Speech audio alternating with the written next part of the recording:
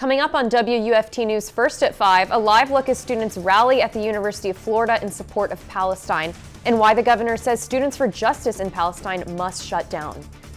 Plus, after 3 weeks with no Speaker of the House, Republicans finally come to a consensus. Who is now in charge in the House? Derrah.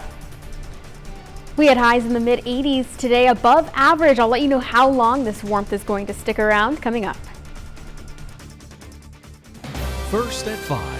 From the University of Florida's College of Journalism and Communications, you're watching WUFT News.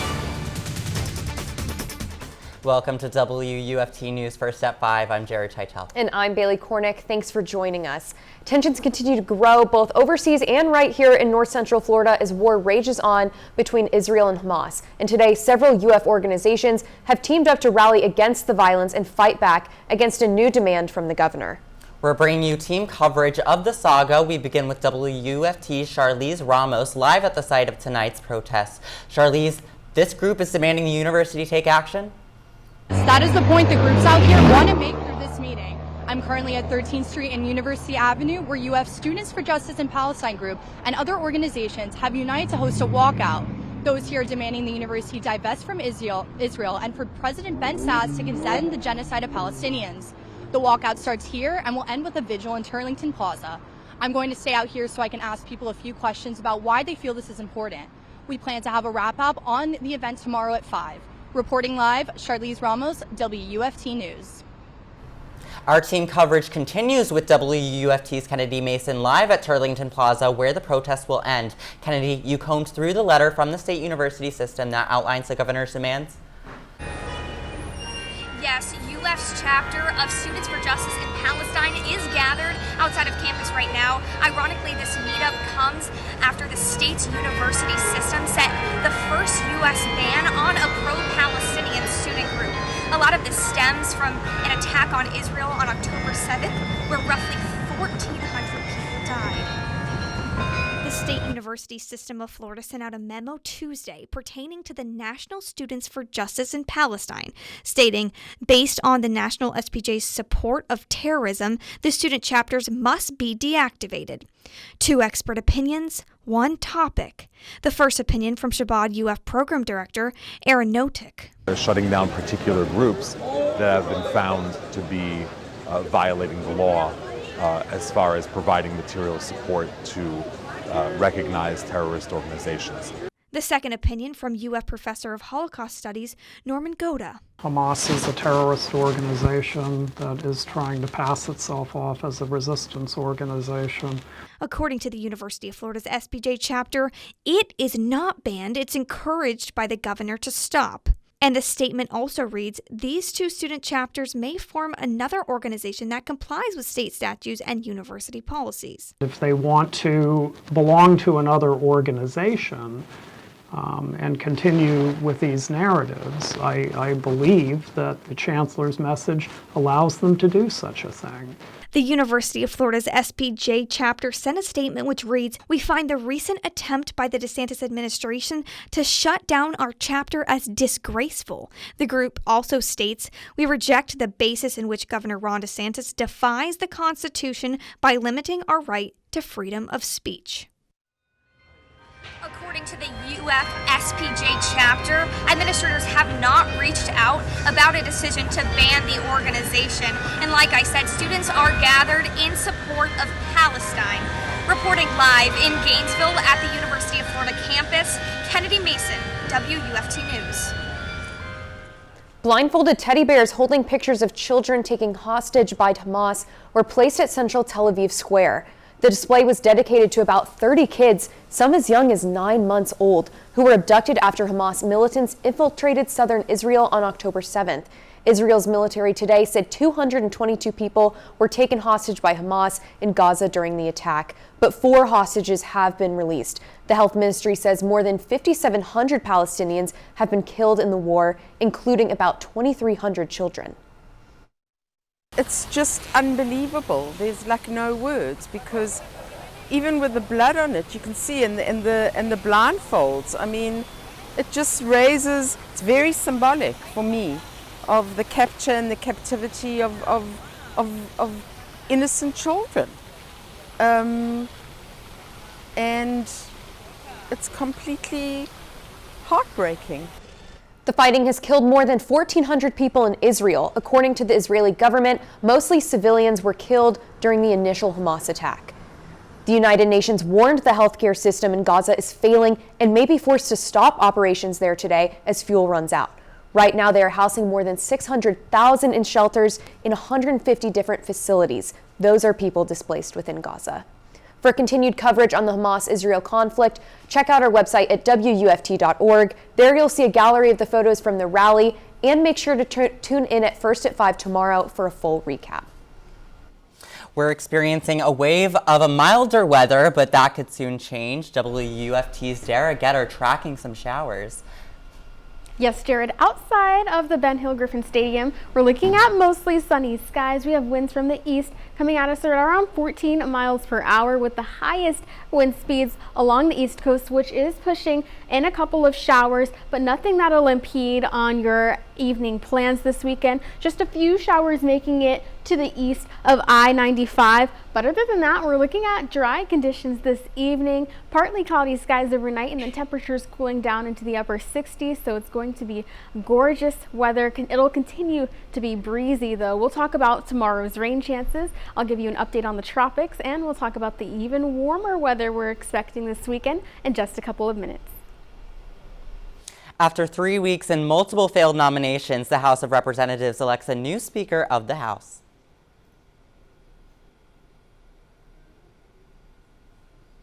The Honorable Mike Johnson of the state of Louisiana has received 220 votes.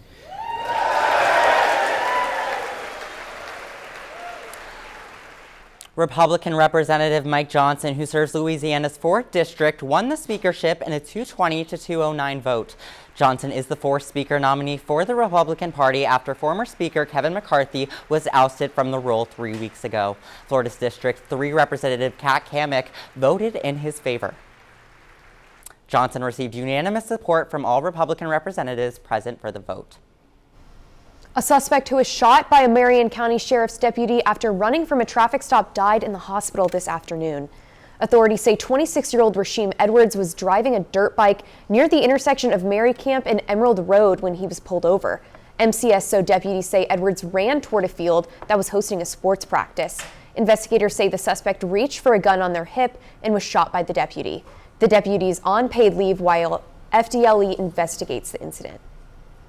Coming up on WUFT's First at 5, the U.S. Food and Drug Administration is considering banning a hair relaxing product popularly used by black women. We'll tell you why the FDA is considering the ban and how users of the product are reacting. That and more when First at 5 returns.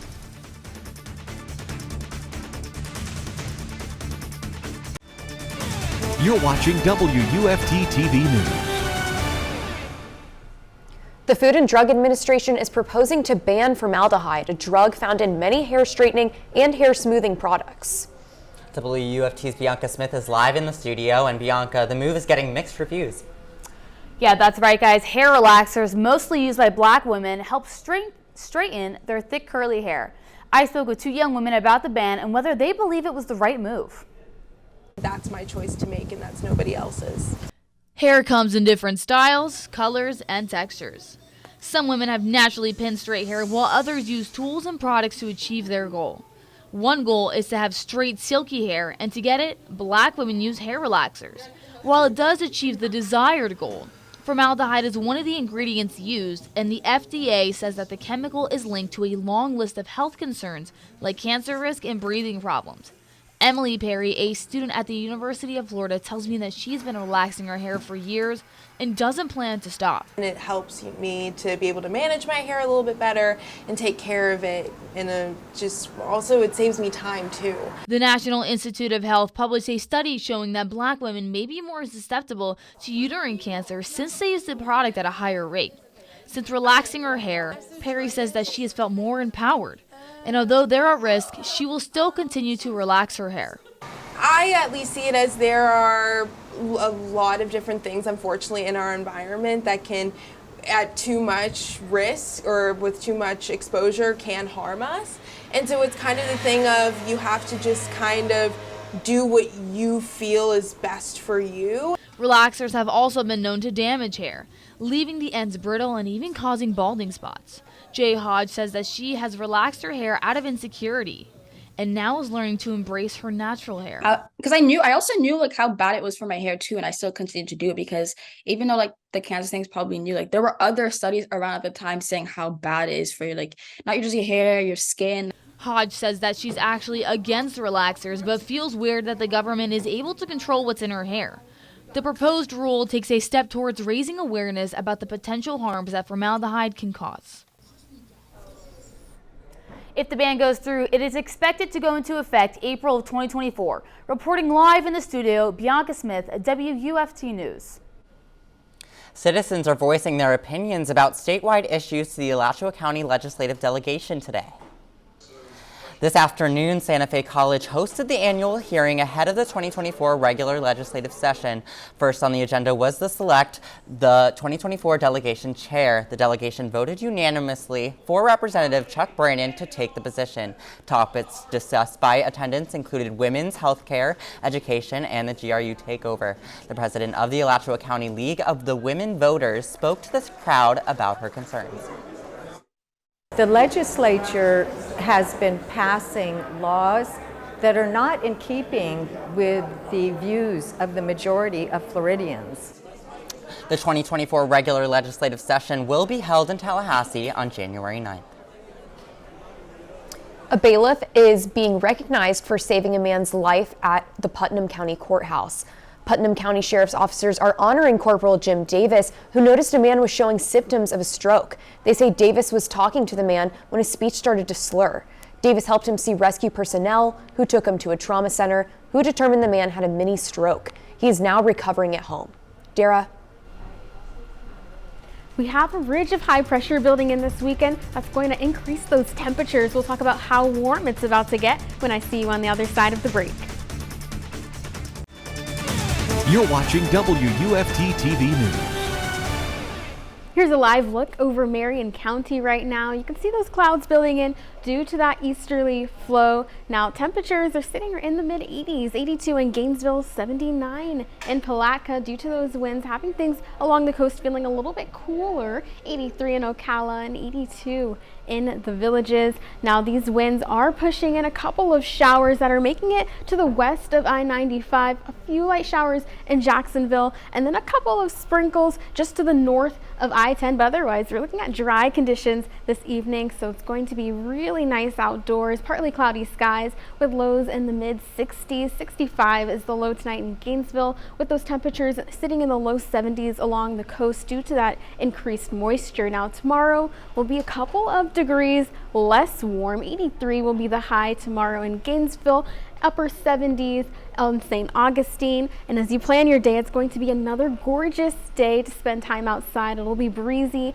mostly sunny, lots of sunshine tomorrow afternoon. Now we'll see that ridge of high pressure continue to build into the northeast, and that's going to cause some warmer air to move in, and that'll increase our temperatures as we head into the weekend. Now this dominant easterly flow that we'll be seeing over the next couple of days does have us into a high rip current risk along the east coast, and that'll extend through Thursday night. We're seeing rough surf and high seas, so not the best couple of days to get out to the beach, but other than that, we're not tracking anything in the tropics besides Tammy, not expected to make landfall. It is producing some swells that are affecting parts of the Caribbean, but as it is a hurricane, a category 2 hurricane right now, it'll start weakening as we head into the end of the week. So if you're headed out to Jacksonville this weekend, mostly sunny skies, really nice and warm conditions for the majority of the day. Temperatures in the low 80s there, but inland we're looking at temperatures in the mid and even upper 80s. So it is going to be a little bit warmer if you're staying in town this weekend. We'll get over that hump of warm temperatures, and then we'll see a cold front come through, which will knock us down into the 70s come this time next week. Coming up on sports, Gator football coach Billy Napier shares what he expects from quarterback Graham Mertz. Coach Napier tells us what he thinks his team needs to do to seal the deal. More coming up after the break.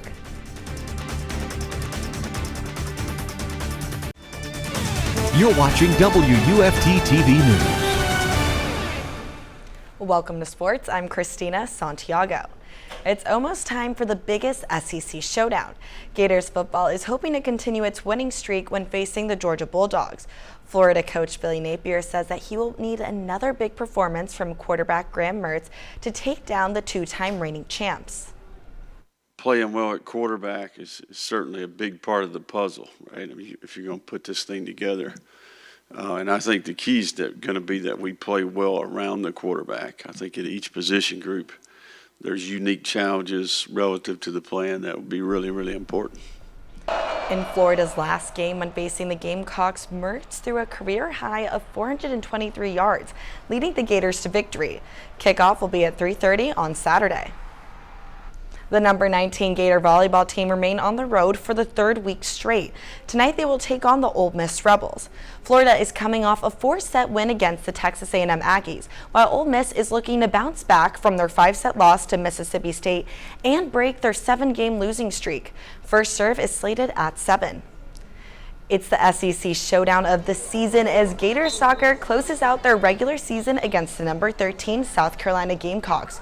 Florida's eyes are set on securing a spot in the SEC tournament, and a win could inch them closer to finishing in the top 10 in the league, which would qualify them for the tournament. The action begins at the Diz at 7 tomorrow night. Gator men's basketball is almost here, and it looks like the Gators will get the services of a couple of players who have been out with injuries. Gator coach Todd Golding gives an update on Alex Simchik and Julian Rushwain. Yeah, I think his rehab's been good. I expect him to be really excited about getting back and attacking the rehab. He's out of the boot. Now it's just about getting in shape and getting strong. I'm not sure how quickly he'll be ready to go. I think Julian's ahead of him. I think we'll see Julian before we see Shimmy. My hope is somewhere around the middle of November, maybe that third week of November, we'll get Shimmy back. But it'll help. Having another body in there will be beneficial for us for sure. The Gators will take to the court for the first time in their annual Orange and Blue scrimmage, set to take place next Thursday at the O-Dome. In high school volleyball, several schools are preparing for their regional finals matchup this week. Santa Fe will take on the number 3 seed McKill Academy on Friday, and Oak Hall faces off against St. John's Country Day, while Trinity Catholic is looking to stay in the win column when they head to Tallahassee to face FSU High. And to wrap things up, the Florida team's NBA season starts tonight. The Miami Heat will host the Detroit Pistons, and the Orlando Magic will take on the Houston Rockets. That's all for sports. I'm Cristina, Santiago. Before we go, one last check on the weather. In Alachua County, we're looking at temperatures in the mid-60s, and in Marion, feeling temperatures in the mid-60s as well. Now tomorrow, another gorgeous day, partly cloudy skies as that northeasterly flow pushes in bands of clouds throughout the day, but otherwise we're looking at temperatures in the low 80s. It'll be a nice start to Halloween as well. Gorgeous game day weekend, and then a cold front comes through and pushes temperatures into the low 70s come this time next week. Thanks, Derrah. BBC World News is next, and the PBS News Hour is coming up at 7. But your Florida news is always on at WUFT.org. Have a good night.